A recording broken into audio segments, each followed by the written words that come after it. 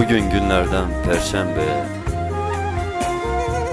Sıfırın altında bir eziklik hissediyor kalbim. Bulutlar bir tuhaf bugün.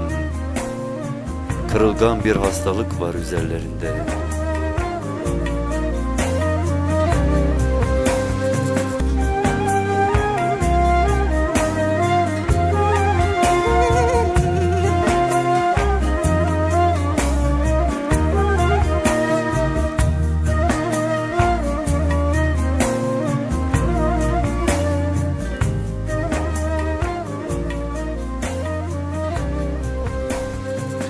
Ne garip yağveriyor yeryüzüne yağmur. Yoksa sen ağlıyor musun? Kalp ritmini unutmuş, merhameti yok saymış. Göz sineye açılamamış bugün.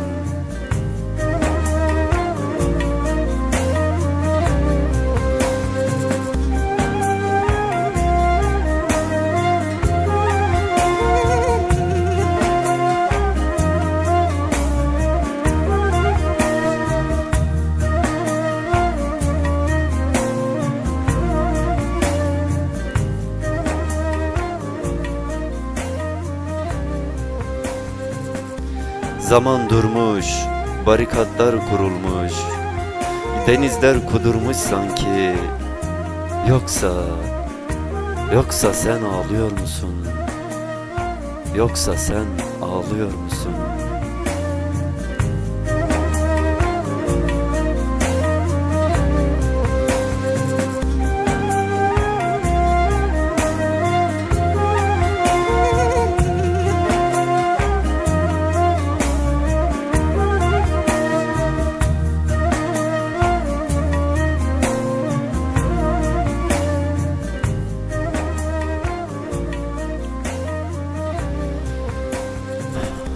Martılar eskisi gibi üşüşmüyor denizlerin sırtına.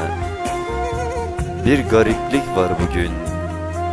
Benim şehrime uğramıyor 5:45 treni. Eskisi gibi titremiyor sokak lambası.